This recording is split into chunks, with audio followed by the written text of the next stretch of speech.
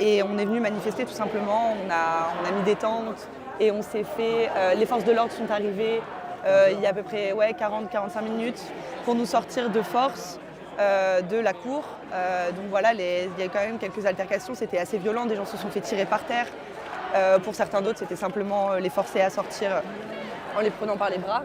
Et en fait, à la sortie de la Sorbonne, il y a eu un contrôle d'identité. Et là, on est nassé en fait au sein de la manifestation. Il faut sensibiliser sur ces choses-là. C'est des causes qui sont importantes et en tant qu'étudiants, on se sent concerné, donc en solidarité avec les réfugiés à Gaza. On avait aussi des revendications, l'arrêt des partenariats avec les entreprises et universités israéliennes qui soutiennent la colonisation. Voilà, on aurait pu avoir avancé sur ces choses-là, mais on n'a pas pu avoir de dialogue.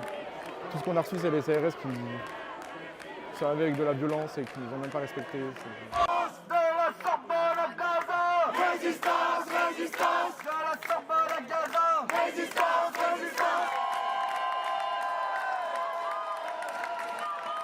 Je pense qu'on a tout intérêt aujourd'hui, comme à Yale, comme à Columbia, comme à Sciences Po, et en fait comme ça peut se passer depuis 6 mois, à dénoncer ce qu'on est en train de voir sous nos yeux, c'est-à-dire le génocide du peuple palestinien, en fait, et qui est commis par l'État d'Israël, et avec la complicité active du gouvernement français, pas que français bien sûr, mais français parce que voilà, c'est notre gouvernement ici, et à mon avis il faut le dénoncer. En fait on est obligé de se mobiliser comme ça, on le voit bien là avec tous les gendarmes, CRS et toute la police qu'il peut y avoir en ce moment-là à notre rassemblement, qui est quand même pas voilà, un truc foufou quoi. Enfin, on a ramené des drapeaux, on a ramené des gens, on a ramené des tentes, et pourtant il y a une répression monstrueuse qui s'effectue, et à mon avis qui est dégueulasse, qu'il faut condamner, et c'est pour ça qu'on continuera à se battre malgré cette répression-là, parce qu'en réalité on est beaucoup plus nombreux à dénoncer ce génocide-là.